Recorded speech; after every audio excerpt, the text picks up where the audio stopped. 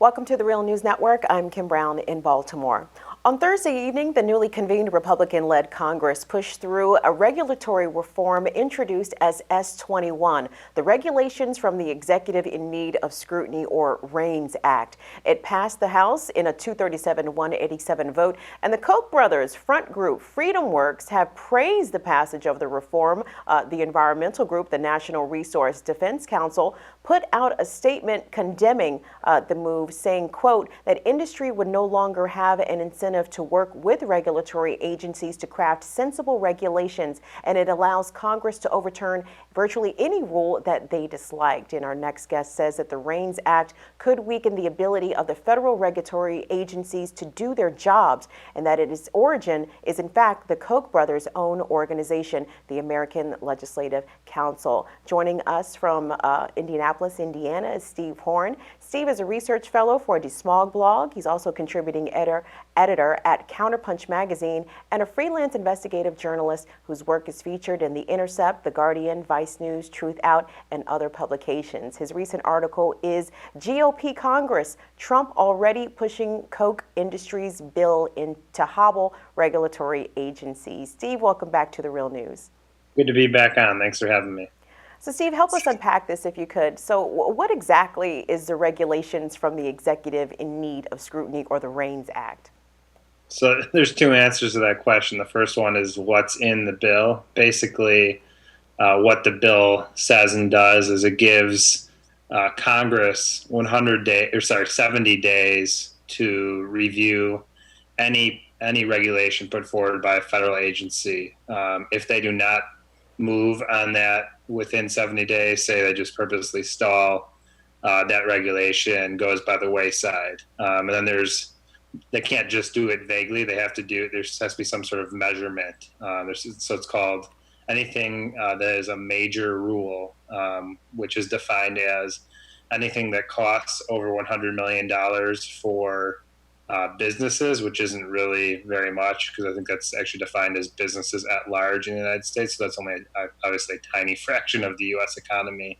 But then even if it didn't reach that $100 million mark in costs, there's other caveats in there about other sorts of costs, whether it's on consumers and others. So basically, there's several carve-outs that make it pretty easy for that to kick in. And so if it meets those criteria, then they have 70 days to review whether or not they want that regulation to go forward, and they can choose to kick it by the wayside. So that's sort of the first answer. The second answer is who came up with this idea. And what my investigation shows is that basically this has been an idea for the past over a half decade now of the Koch Industries and Koch funded think tanks and advocacy groups like Americans for Prosperity. So there's that part of that kind of opened up the whole bigger part of the story for me.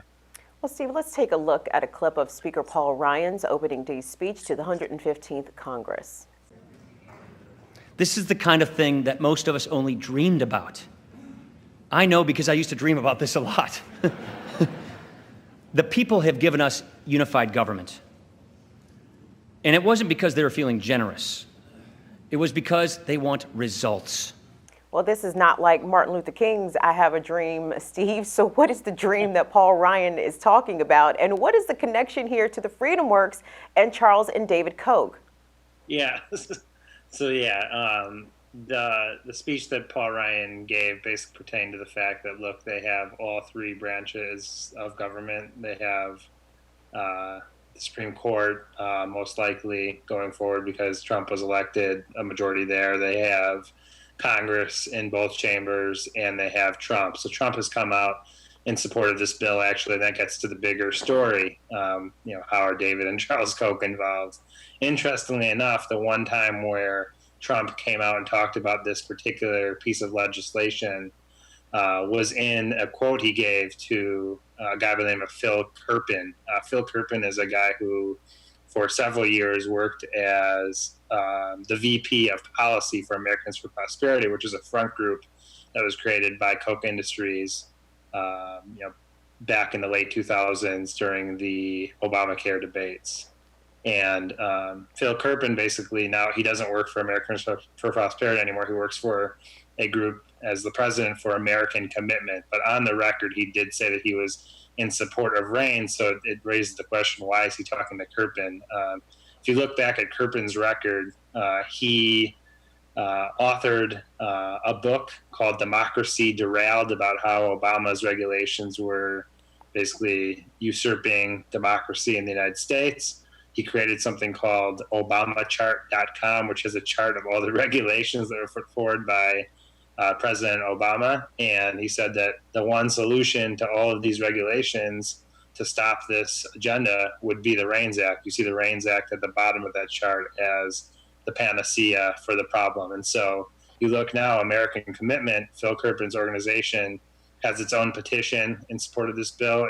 It has garnered over 100,000 signatures. And if you look at their social media feed, they're promoting this bill. As you mentioned, Freedom Works is promoting it. Americans for Prosperity is promoting it. So it's very clear this is something that is being pushed by Koch Industries through its front groups, but also if you look at the lobbying records for this bill over the past half decade and in its various iterations, it's always been called the Reins Act, but it's never been passed.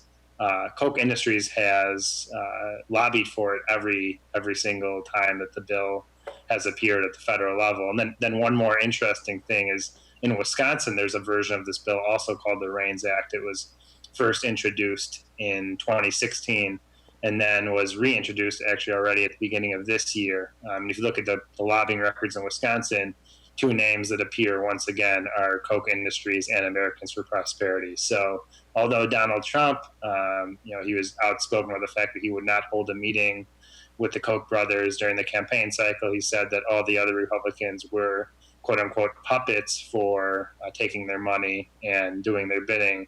And now it looks very likely that if this thing does get through the Senate, that Donald Trump would be doing the bidding of the Koch brothers. So we saw earlier this week that there was a pushback on the Republican-dominated Congress trying to gut the Independent Office of Congressional Ethics, but Reins seems to have passed relatively quietly. So do you expect more pushback on this, or does the Senate or President also have to pass it? Yeah, the President still has to pass it. The Senate still would have to pass it. I don't expect it to move until after Obama is out of office, obviously. Obama has already vetoed this type of bill before, and come out against it through his Office of Management and Budget, which is the agency that has to determine whether or not it's a major rule, as I mentioned. So it's really unclear if it will for sure go through the Senate, but it already has been introduced. I think it has 29 co-sponsors in the Senate. So if it does move through the Senate, they do now have a president who is on the record supporting the bill. So now I think it's just a question of if they'll start pushing this after he's inaugurated on January 20th. So give us an idea, Steve, of the type of regulations that could possibly be rolled back or stricken entirely should the Reins Act actually be signed into law by President-elect Trump, and should it pass the Senate as well?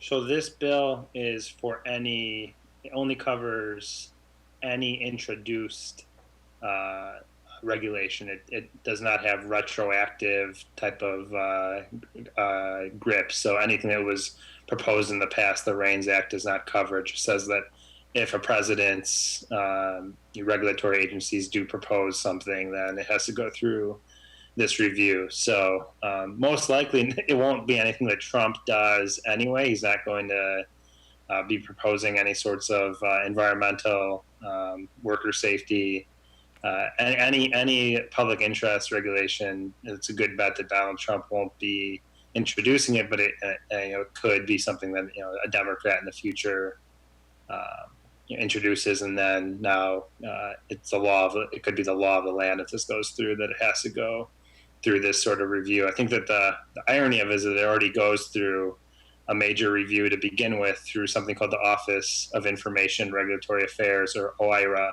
which has been criticized actually for doing its quote-unquote cost-benefit reviews and shooting down a lot of good regulations on the grounds that it would be too costly, usually from a business perspective. So this kind of already exists, but this is just a way for Congress and bought and paid for politicians in Congress to have another say over this and basically to stall it before it even gets to OIRA.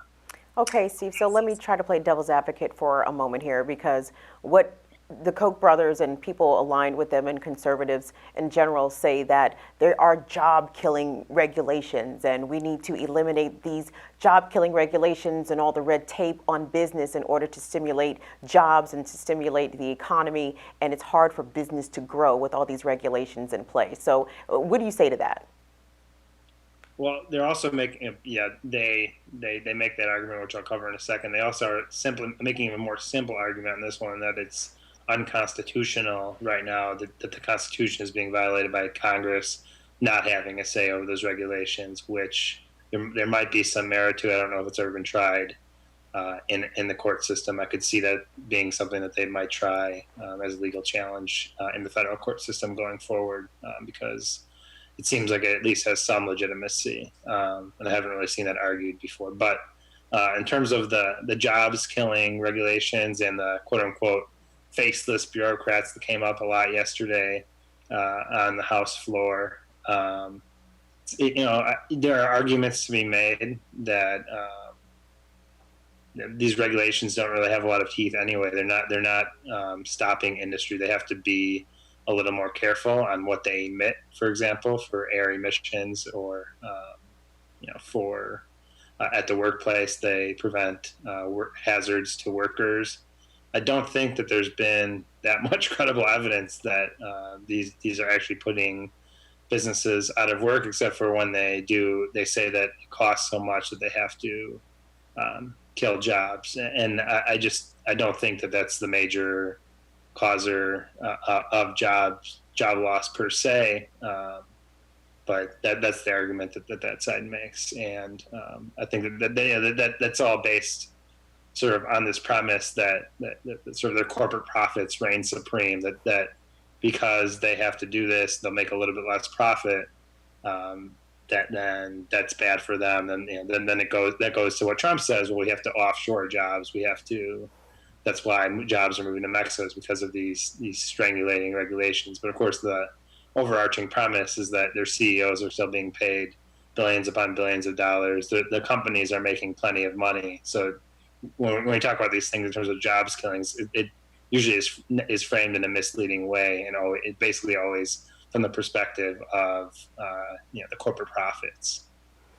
Indeed. Well, we will certainly monitor the passage, or I should say the passage of the Reins Act as it possibly moves through the other chamber of Congress. We've been joined with Steve Horn. Steve is a research fellow for DeSmogBlog. He's also contributing editor at Counterpunch magazine. You can check out Steve's work across the webs. He has been on The Intercept, The Guardian, Vice News, Truth Out, and other publications. And you should check out his most recent article titled GOP Congress, Trump Already Pushing Koch Industries Bill to Hobble Regulatory Agencies. Steve, we appreciate you joining us today. Thank you.